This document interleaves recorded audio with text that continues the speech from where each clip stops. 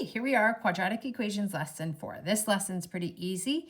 We're on page 401 because just like we've already talked about in the previous lesson, we're just connecting the words roots, zeros, and x-intercepts, which another word is for solutions, okay? So we know that all of these words, so the word roots, zeros, see, they spelled it without an E, x-intercepts, and solutions are all words for the same thing.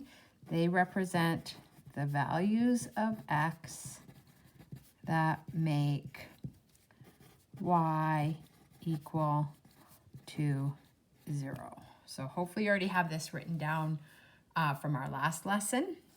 And it's just a good review because that's all that this lesson is about. Okay, so a zero of a function is the value of the independent variable, which is x, which makes the value of the function equal to 0, which is y. Zeros of a function can be found by solving, that's where the word solutions come from, the equation to see what value of x will make y equal to 0. Okay, because we know from our previous courses that this is the same thing as y is equal to 2x minus 6. This is function notation when we use f of x. It's the same thing as y. So we're just going to use our algebra. And remember, we follow SAMDEB. So we go in the opposite order of operations. We use opposite operations. And we do the same thing to both sides. And you might already have this written down, so then you don't need to write it down again. Okay, but just a review of that. So here we have two things happening to x. It's being multiplied by 2 and decreased by 6. If we follow SAMDEB, we take care of our subtraction and addition and then our multiplication and division. We use the opposite operation to undo it. And of course, whatever we do to one side, we do to the other.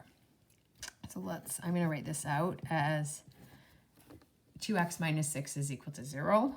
We'll take care of the 6 first, the subtraction, by doing the opposite operation. So now we have 2x is equal to 6, and then we'll divide by 2 to undo the multiplying by 2. We get x is equal to 3. So that is the solution to this equation right here, or it could be considered the 0. Okay, so now here, going back to graphing linear functions, we have the graph of the linear function, 2x minus 6. So look, we have our y-intercept at -6. So remember, this is the y-intercept. So the constant in general form, just like with quadratic functions, same with linear, is the y-intercept. And then this is our slope, right? So, and that's why it's going up. It's going up to right 1, up to right 1, okay? So determine the x-intercept of the graph algebraically and graphically. So graphically, we see that it is right here, which is 1, 2, 3. Okay, and then algebraically, we already did that. So we're going to say C above. This lesson gets a bit redundant. Okay, the root of the equation is the same as the x-intercept, like we talked about. So the root is equal to 3. State the connection between the x-intercept and the roots. They are the same. So this is a nice, easy lesson for us. So once again, using the result, state the connection between the roots, the 0, and the x-intercepts. Same. Okay, so if you can understand that those 4 words all mean the same thing, you will be good to go for this lesson. So look, now we'll look at a quadratic function. So we've got Jacques is determining the roots of the quadratic of this equation here. He wrote the equation in factored form because like we talked about, to get the roots, you need to have it in factored form and then applied the 0 product law. So let's complete his work. So if we factor it, we see that we're looking for factors of -6 that have a sum of -1. Okay? And so here we know that -3 times 2 will give us -6. And when we add them together, it's -1. We don't have to decompose because a here is equal to 1. We can go right to this shortcut. And so we get x plus 2 equals 0.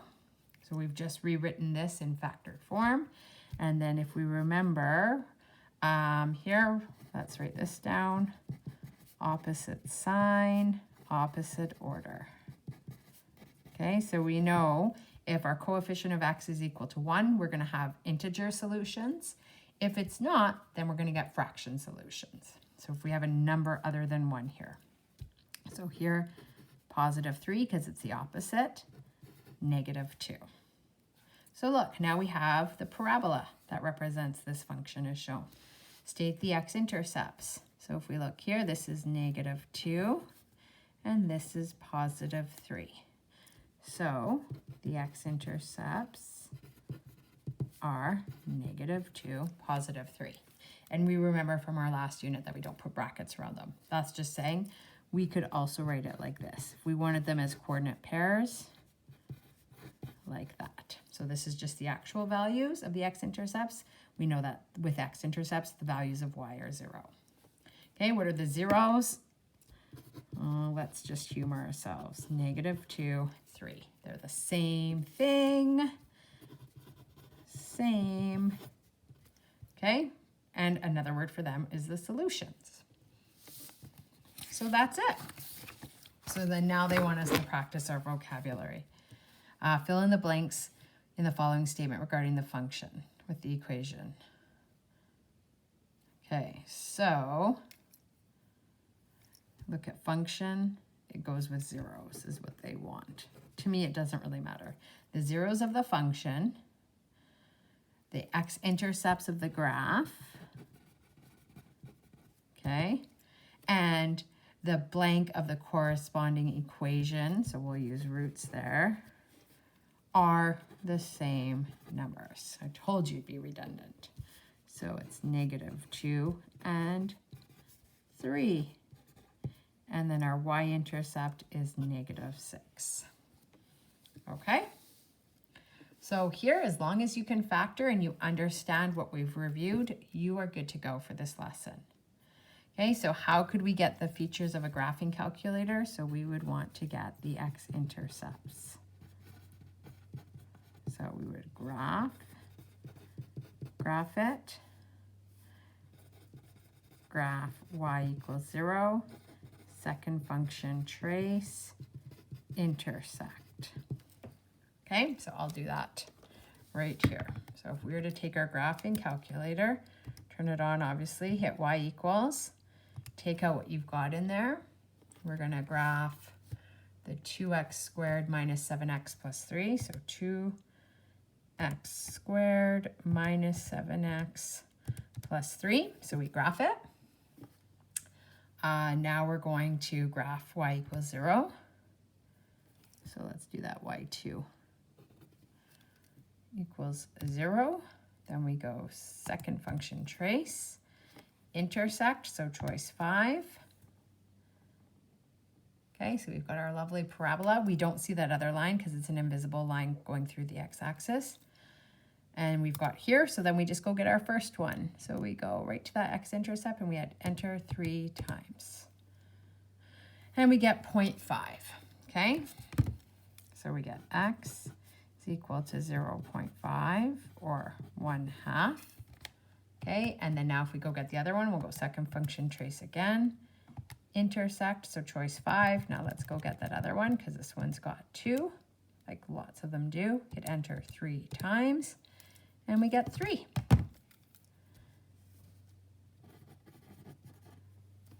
There. Okay, so then the zeros will be the same values, 1/2 and 3. And then here, same. So now when we want to draw the graph, look at, we can plot our x-intercepts at 0.5 and at 3. Okay, and then the other point that we can graph is our y-intercept at 3. Wait, is that 3? Yep, okay. Oh, positive 3, Mrs. Baldwin. Silly me. Okay, and then look at, this is a half away. So then its buddy point is going to be a half away from here. And we don't know, we could algebraically solve where the vertex is, but we're just going to sketch it. Okay, we've got the x-intercepts, we've got the y-intercept, we've labeled them on the grid. Okay, we'll state them. So we're going to have, let's do it as coordinate pairs. And 3. So x and y is going to be 0, 3. Okay, and we've got them. And then we know our vertex is going to be somewhere in between there. Okay, so that's it for the first part of the lesson.